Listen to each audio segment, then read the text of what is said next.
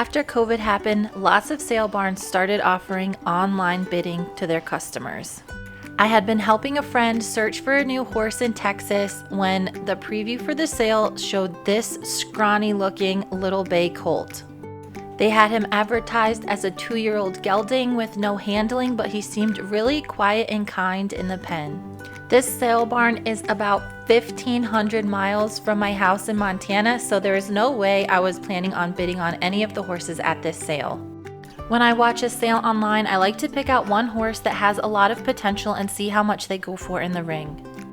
There were several hundred horses in this sale, and by the time this little guy came through, it was about 1 o'clock in the morning. I had already enjoyed a few adult beverages and thought, what the heck, I'm gonna bid $300 on this horse because it makes no sense for a nice young horse like this to be sent to slaughter. The live stream sound cut out, but I could see that there were multiple bids going back and forth on this little guy, so I thought I had done my part to keep him safe. After watching a few more horses go through the ring, I went to bed thinking nothing more of this little horse, until I checked my email the next day and found an invoice from the horse sale.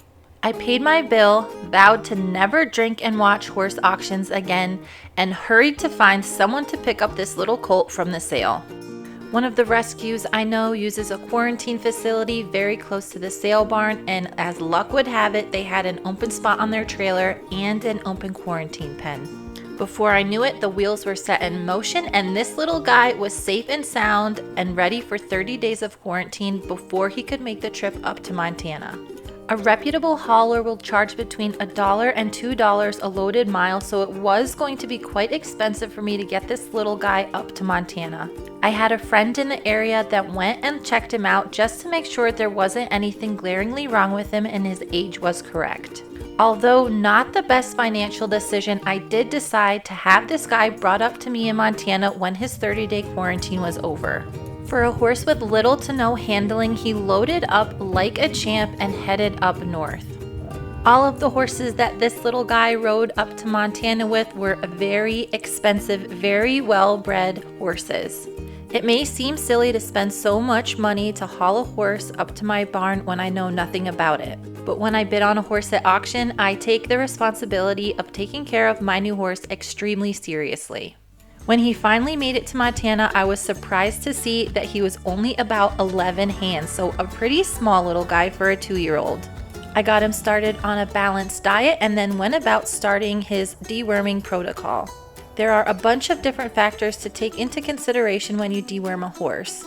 Because he was so young and there were some obvious signs of parasite infestations, we had to treat this guy pretty aggressively. The first little stowaways to come out of this horse were some botfly larvae. Botfly eggs are those little tiny white dots that you see on your horse's front leg sometimes. He also had a really heavy burden of red worms, but after a few weeks he was feeling so much better.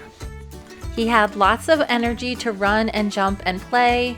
He had a really good appetite, and even though he did have some winter hair, I decided to blanket him until his coat came all the way in. It was at this point that I noticed that he was exhibiting some behaviors that were not normal for a gelding. I thought he might be bored, so I started with some basic training. I was able to get a really good look at his undercarriage. He had no testicles present, and he also had a scar from a gelding surgery. This little guy ended up being so outgoing and very smart, I decided to call him Stewy. Even when he was learning new things, he was very easygoing and didn't get upset by anything. He was a total character and always seemed to be having fun with whatever he was doing. He had started to look a lot more healthy and he was growing at a pretty fast pace. I think in the first 2 months I had him, he grew a whole 4 inches, so he was around 12 hands. But as he grew, his stallion behaviors continued. I had my vet come out and we pulled some blood and sent it away to Cornell to test for testosterone. An elevated test would mean that it is very likely that this horse still has a testicle. I often see cryptorchid horses at sales, which means only one testicle is visible. I usually do not purchase them because a cryptorchid surgery can be quite expensive. Stewy's testosterone test came back extremely elevated, so there definitely was a testicle still present. My veterinarian was able to find a testicle just inside the abdominal wall. and I frantically texted the previous owner to make sure we shouldn't be looking for 2 testicles. They got back to me and admitted that when their vet came out to gelt him, they could only find 1, so that was all they took. Stewy's surgery was a success, and although my bank account was looking pretty grim, I was glad that we got this problem taken care of. After recovering from surgery, he got a buddy horse, and I started in on his saddle training. Because he was so kind and confident, it was no problem getting him used to this saddle. I like to use barrel saddles when I start all my horses. They're super light and easy to put on these guys. I had to use a 13-inch saddle on Stewy because he had quite a short back and it still didn't fit him quite right. He had just lost his first set of incisors, so he was around 2.5 years old. We were having some trouble getting his worm load under control. It seemed like these Texas worms were a lot more drug resistant than the ones I usually encounter in Montana. This is a roundworm. They're common in younger horses, so I usually don't see them very often. Stewy got to go to school with all the other horses. He learned how to stand tied, and when it was time to put the first ride on him, I decided to do it bareback. I like to wait until they're around 4 years old to truly start them under saddle, but I like to get a few little rides in just to see what kind of horses they're gonna be. Stewy will probably never get very big, so I needed to assess whether or not he would be good for children in the future. When I was finally able to turn Stewy out in the herd with the rest of the horses for the summer, he fit right in. When I had contacted Stewy's old owner, he did let me know that his mother was a BLM Mustang from the Salt Wells, Wyoming HMA, and his sire was a grandson of Smart Chickalina that had hopped over the fence. He was starting to fill out, so I did have a saddle that fit him perfectly now. And before winter came, I wanted to get one good ride under saddle on him.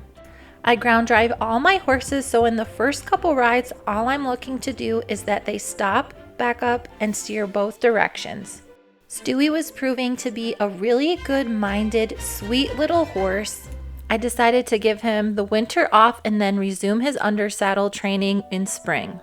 Stewy was always happy to see me no matter what the weather was. During the winter when the weather was nice, I did haul him to some local barns just so he could see the sights. Even though he was a lot smaller than the other horses, he had no trouble keeping up with them. I crossed my fingers and hoped that all this running around through the winter would help him grow. If I measured him at the end of his trim cycle, he was almost 13.2 hands. He definitely got his mama's feet because they grow really hard and super fast. I had had him for a little bit over a year now, and he was just turning 3 years old. Even though I had planned to wait another year to ride him, that doesn't mean that he can't get all the exposures of going to the horse shows and traveling to different barns in the area. In my opinion, this is one of the most important parts of a young horse's training that many people skip. During the summer, I also brought Stewy to one of the places that I quarantine horses. He's one of the only horses that I have that doesn't mind being by himself as long as there's people around. I took advantage of that, and he got to graze some parts of my property that the horses don't usually get to go on, which he really loved. After being out on fresh grass all summer, he really was starting to look like more of a mature horse. His saddle was fitting him so much better now. He was still quite small. This is him with a yearling that I had in for halter training. I typically put in a much older horse with younger horses like this, but Stewy has such a calm mind. He really got along well with him. Stewy. So when I was looking for a buddy for my little reservation horse, Scarlet, to hang out with, Stewy was the perfect fit. If you haven't seen any of Scarlet's journey so far, I will link some of her videos in the description below. When spring finally rolled around again, I set out to see if Stewy was maybe ready to be started under saddle for real. He was still looking pretty puny, so I decided to turn him out for the spring. I have started another Salt Wells Mustang, and he ended up not really growing until he was 5 years old. At the end of the summer, I measured Stewy, and he was finally standing over 14 hands tall. I am 5'9", so when I ride anything that's under 14 hands, it looks kind of silly. But at least Stewy is now big enough that I can feel comfortable riding him, knowing that I'm not going to be putting any extra stress on his body. We just had the first big snowstorm of the year, and now that it's all melted off, I can finally start a few horses under saddle. I bought Stewy in 2021, so I've waited 3 years to finally start this guy under saddle. After paying the extra money for his quarantine, his hauling, and then his crypt orchid surgery, Stewy is still the most expensive horse that I've ever saved from an auction. Even though we had a few bumps along the road, I think this guy has turned out pretty good so far. Drop a comment below if you want to see more of his journey. Thanks for watching and stay tuned for the next video.